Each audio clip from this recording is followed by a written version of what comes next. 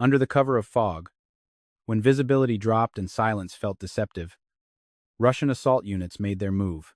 Nearly 4 full platoons, around 80 troops, attempted to push forward using cars, motorcycles, and ATVs, believing speed and low visibility would give them the edge. Instead, their advance ended abruptly. Fighters of Ukraine's 3rd Spartan Operational Brigade, working alongside adjacent units, stopped the assault cold.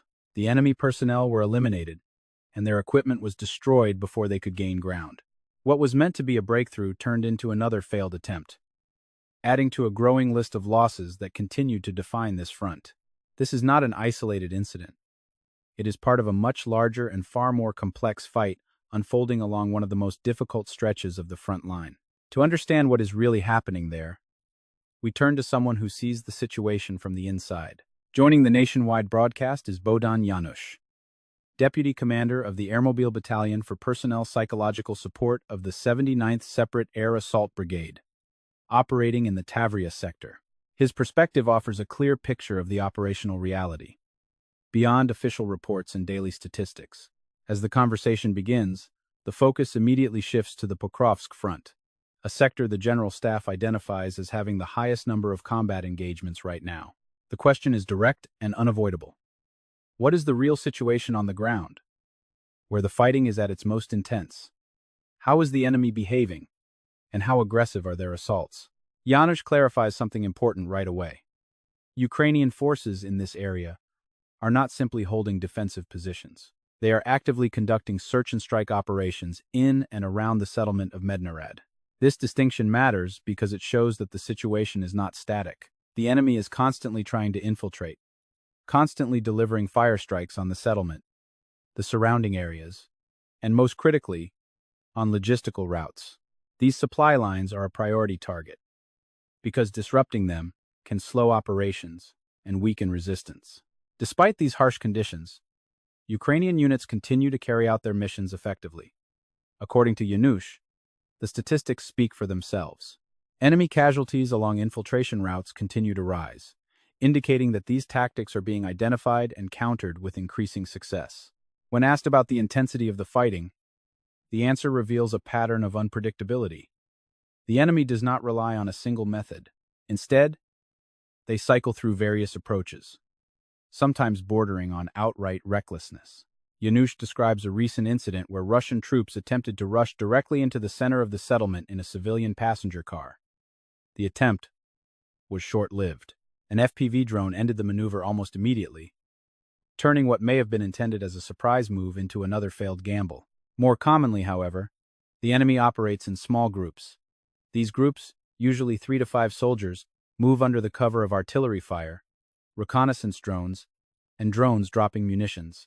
Their goal is to pressure Ukrainian positions, as well as adjacent units operating nearby. They advance in intervals, using terrain features like tree lines and natural cover to avoid detection. Overhead, quadcopters monitor the movement, guiding them as they attempt to infiltrate without revealing themselves until the last possible moment.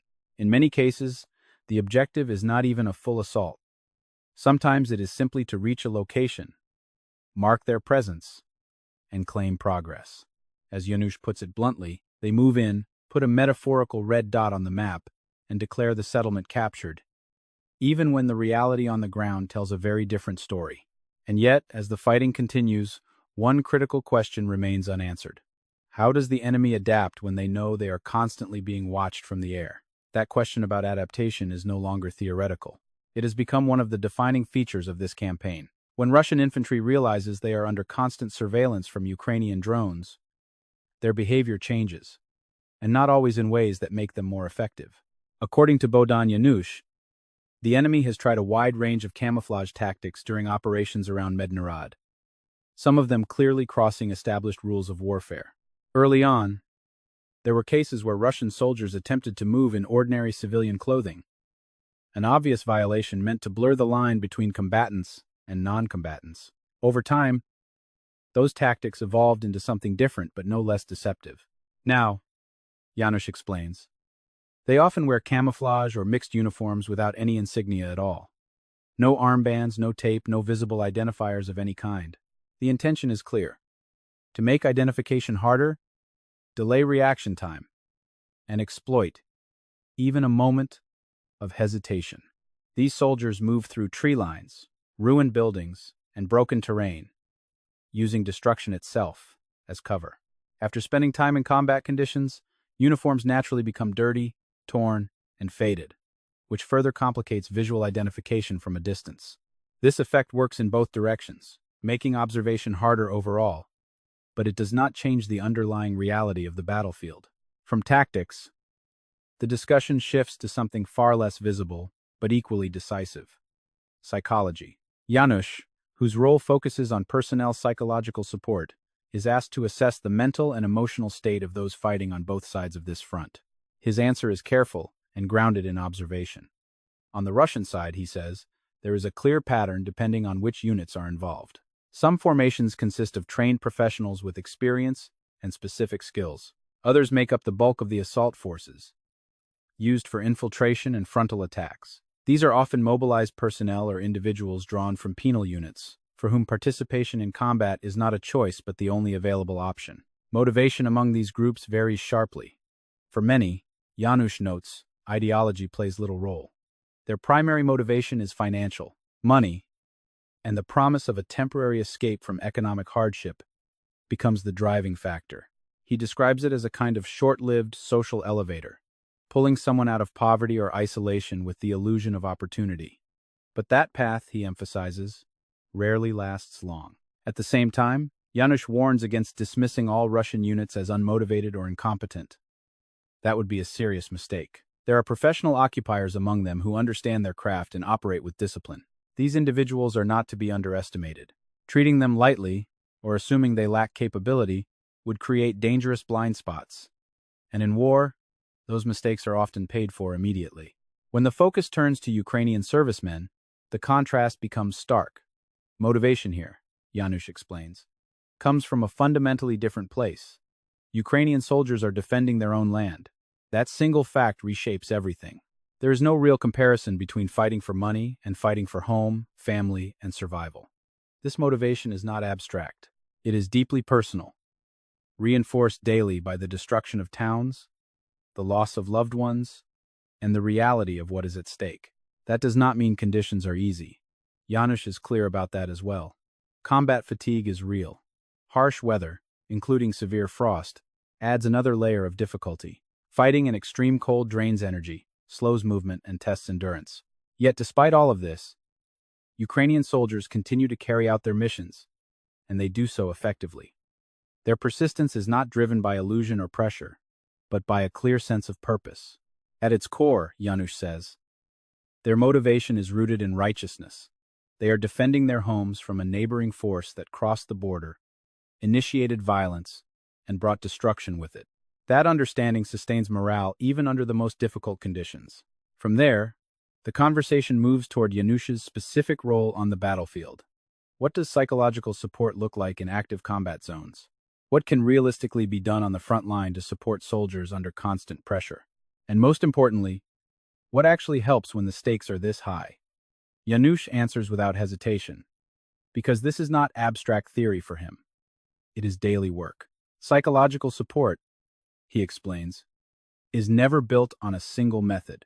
There is no one solution that works while the rest matter less. It is always a comprehensive process. The foundation is laid far from the front line, starting in the rear, when a serviceman first arrives. From the very beginning, soldiers are prepared not only professionally, through military training, but mentally as well. Psychological preparation is treated as seriously as physical readiness. This includes obstacle courses and simulations designed to mirror real combat conditions as closely as possible, so that stress does not come as a shock when it matters most. But above everything else, Janusz emphasizes communication.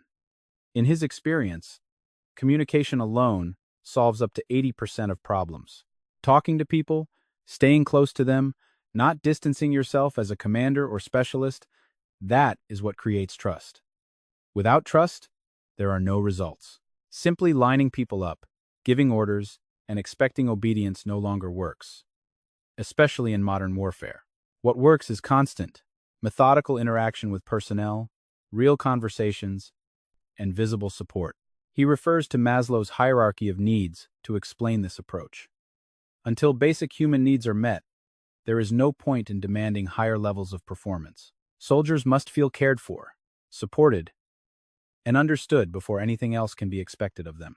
During active combat operations, this support becomes even more direct. Commanders stay in constant contact.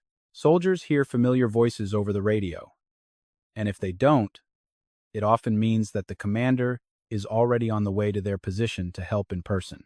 This presence itself becomes a powerful motivator. Added to that are moments of connection with home. Relatives sometimes ask to pass on messages, and through radios or phones, those words reach the front line. In the middle of chaos, that human connection can make all the difference. As Yanush's segment comes to a close, the focus begins to shift. His message is clear, but the broader situation continues to evolve, and new voices are about to join the conversation, bringing fresh details from other sectors of the front. As the interview concludes, words of gratitude are exchanged, acknowledging the work being done on the front lines and the reality that Russian forces have been unable to advance in the area around Mednerad. But the picture does not end there. Another voice from the battlefield adds a stark and vivid description of how the enemy operates. A serviceman from the Mara Unmanned Systems Battalion of the 66th Separate Mechanized Brigade offers an image that captures the nature of these movements perfectly. Russian infantry, he says, seeps through the terrain like rust, slow, persistent, and difficult to fully eliminate. According to his account, the occupiers rarely move in large formations. Instead, they advance in ones and twos, slipping through trenches and forest belts, constantly probing for weak points. Their equipment varies widely. On one day, they use old, worn Soviet-era missiles. On another, they deploy new systems that were assembled just days earlier. The mix itself tells a story. For them, technology is secondary. Momentum is what matters most. The goal is to push forward continuously, to throw as many troops as possible into the fight, regardless of losses. These troops, he explains, are often used as a human shield. Numbers are meant to absorb fire, exhaust defenders, and create openings through sheer pressure.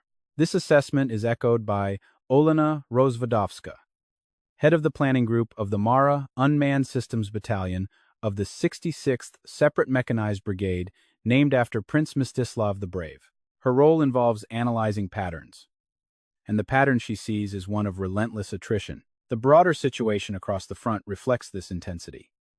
Since the beginning of the day alone, there have been 135 combat engagements. In the Lyman direction, Ukrainian defense forces repelled 18 Russian attacks. Fighting took place near the settlements of Drobyshiv and Zarychny, with clashes still ongoing in some areas. As these updates come in, attention turns to another frontline perspective. Joining the broadcast next is Roman, callsign Stealth, deputy commander of the Self-Propelled Artillery Battalion of the same 66th Separate Mechanized Brigade. His insights will shift the focus from infantry movements to firepower, terrain, and the demands placed on artillery units operating under constant pressure. Roman joins the broadcast with a brief greeting that immediately reflects the tone of those at the front, calm, focused, and grounded in reality. Before turning to the operational situation, the conversation pauses on what Roman identifies as the most critical issue right now: support. His unit, like many others, is raising funds for drones, both reconnaissance and strike UAVs. These systems are essential, not optional. They allow Ukrainian forces to locate the enemy, adjust fire, and destroy targets before they can advance. Every contribution, Roman says, directly translates into saved lives and increased effectiveness on the battlefield. The appeal comes at a difficult time. Power outages caused by a major accident mean that many viewers cannot even watch the broadcast. Still, those who can hear and see are urged to act, not just for themselves, but for those who would help if they had the chance. Supporting the Ukrainian army, the host reminds viewers, cannot stop during blackouts or crises. It is a continuous effort, built on collective responsibility. At this point, the fundraiser has only just begun. Around 7,000 hryvnias are already on the card, with a goal of 150,000. The number may sound large, but when broken down into small individual contributions, it becomes achievable.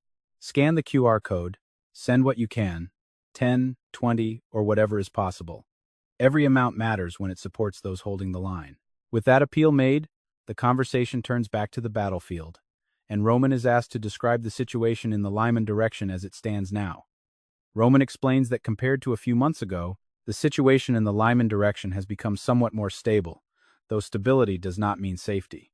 The enemy continues to look for opportunities to advance, especially when weather conditions change suddenly.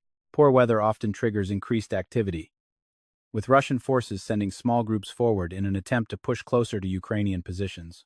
Their tactics focus heavily on infiltration. These groups try to slip into the rear, targeting drone pilots, artillery positions, and logistics. The goal is not always immediate capture, but disruption, forcing Ukrainian units to react and adjust. While the situation is no longer as critical as it once was, it remains difficult. Large enemy forces are still committed to this direction, and their objective is clear: capture Lyman and continue advancing toward Siversk. As deputy commander of a self-propelled artillery battalion, Roman is asked about the terrain and how it affects operations. He acknowledges that the environment is challenging. Dense forests limit visibility and restrict firing positions, and artillery traditionally relies on open space to operate effectively. However, experience has reshaped their approach. After more than a year of fighting, Ukrainian artillery units have learned to adapt to any terrain, whether forested, broken, or exposed. They adjust positions, refine coordination, and operate under constant threat, continuing to deliver fire support where it is needed most. The message is clear.